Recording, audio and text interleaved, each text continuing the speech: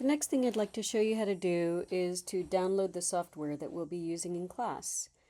I went to Visual Studio Code, code.visualstudio.com/download.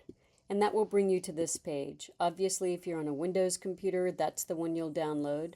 I'm going to download the one for Mac.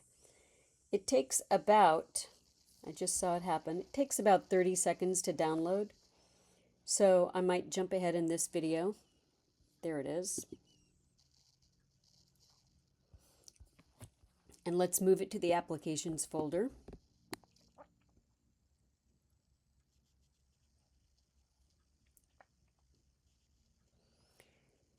And in the next video, I'll review with you some extensions and settings that I'd like you to take care of.